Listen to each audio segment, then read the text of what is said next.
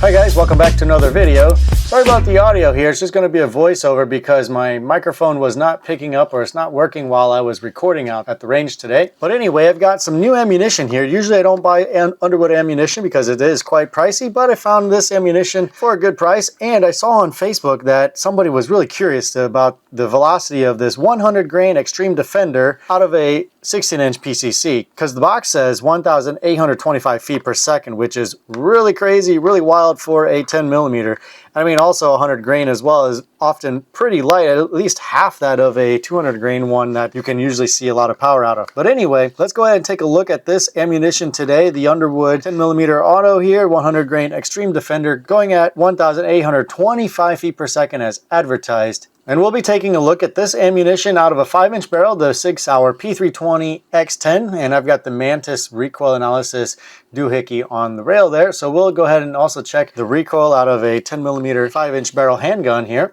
And then we'll also, of course, shoot this ammunition out of a 16-inch barrel, which I'm really excited to see what the velocity is going to be. It's probably going to be over 2,000 feet per second. I don't know. That's just my guess. Let's see what happens during this shooting test, and then let's do an accuracy test at the end with the 5-inch barrel, pistol, and the old New Frontier Army 16-inch PCC. Okay, so let's talk about the 10 millimeter 100 grain Underwood XTREME Defender velocity measurements here. So on the left side here is all of the data from the Sig Sauer P320 X10 10 millimeter 5-inch barrel pistol here. And so in the green box there, I kind of summarized everything there. The advertised that the box said was 1,825 feet per second. So I don't know what barrel length they tested these out of, but I was only getting 1,713 feet per second with a 5-inch barrel here on a 10 millimeter pistol, which 10 millimeter pistols are generally around 5 inches anyway. So anything longer there is kind of unrealistic or not so ideal, but they said they claim 1,825 feet per second, and I was getting 112 feet per second lower than that. The average energy there, in case it's important for you, is 651.67 foot-pounds, which is,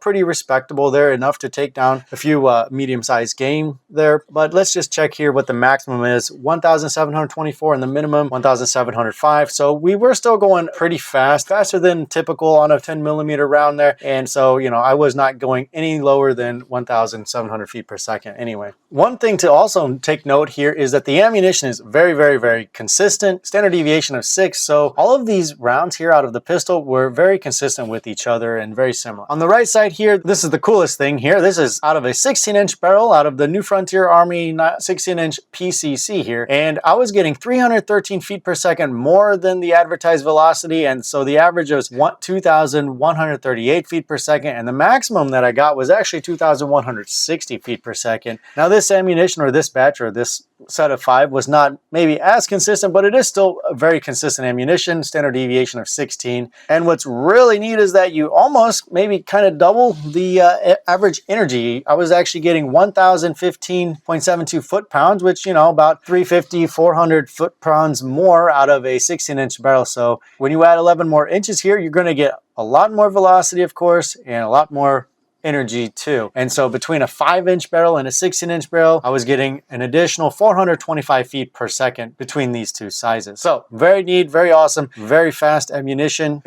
Seems like a really neat 10 millimeter. I just wish I had some gel to test this actually. So let's take a look at the recoil analysis. What kind of recoil we're going to get? So you saw the video of me shooting this in both the pistol and the 16-inch barrel. But here we're able to kind of translate that all into numbers here. So the recoverage time on average was 0.07 seconds between your first shot and going back to being on with your sights. And then the muzzle rise, 18.70 degrees, which is kind of typical for 10 millimeter. 10 millimeters, not necessarily a light recoiling round, but 18 is pretty manageable. The recoil width from left to right, basically on average, was 14 degrees. And then the recoil angle over to my left or up to my right was a negative 0.70 there. So in general there, the ammunition's pretty neat. It's pretty good. I would definitely buy this again based on these numbers. I don't have anything to complain about. Recoil was very manageable, and getting that additional velocity is just amazing. It's just sick. Even if you weren't going to use a 16-inch barrel, even if you're getting 1,700 feet per second out of a pistol, that's very respectable as well.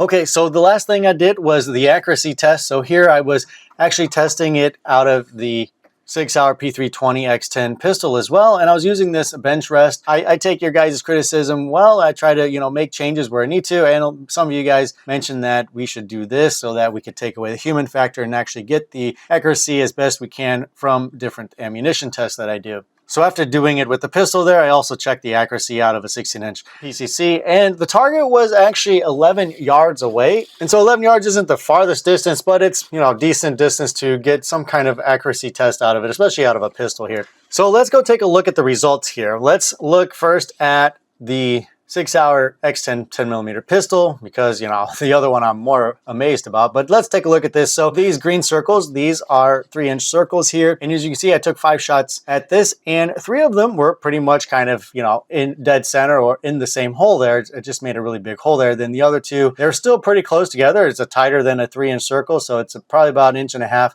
inch group here. Just a couple of additional flyers there. Could be me. And of course, don't pay attention to the rounds being off to the right a little bit. That's probably just my red dot that I need to kind of fine tune and bring the dot over a little bit to the left. But I was always aiming at the same spot. So here is a very good representation of the accuracy out of a 10mm pistol from 6 Hour, the P320. And let's take a look at the new Frontier Army 16-inch PCC. This is really good accuracy. I've never seen accuracy like this from my shooting on 10mm before. I would say this ammunition is very, very accurate, and with the rifle, you're even more accurate. As you can see, I put all 5 rounds pretty much in the same hole here. Now, of course, it's shooting a little bit low because I have this rifle sighted in farther than 11 yards, but here I was always aiming at the same spot, so this is a very accurate test of the accuracy, actually. And so, yeah, I mean, there's not much more to say here. This is, you know, 11 yards. This is the 10mm from Underwood. It seems like they have really, really good quality ammunition. The velocity doesn't fluctuate so much. And look at this. It is a tack driver, guys. So if you're hunting out there with the 10mm, the Underwood ammunition is definitely going to be a really good option for you guys. So I'm very proud of that, very impressed, actually. You know, normally I've never seen a 5-shot group look like that before, but yeah, that's amazing, guys. Let me know in the comment section if you guys have tried out this ammunition, what kind of accuracy that you got out of it. So anyway, just to wrap this up, guys, I'm probably going to buy more of this ammunition when it comes on sale or whenever there's a good deal, you know, just buy a little bit here and there. I'm really impressed by the 10mm, because with 10mm, you don't always get a lot of this high velocity ammunition. So this stuff looks really neat, really promising, and I'm actually going to go buy some more of this Extreme Defender kind of ammunition in 9mm and also 357 and maybe a few other calibers that I have. But if this 10mm Extreme Defender performs just like this, then I'm going to have really good confidence in the other ammunition from Underwood as far as the Extreme Defender kind that they have. So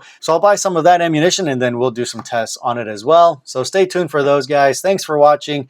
If you have any questions or comments, please leave them down in the comment section, and I'll get back to you guys as soon as possible. If you guys don't like the video, go ahead and click that thumbs down button twice. And if you like it, you know, just go ahead and like it, subscribe, and we'll talk to you guys later. Thank you.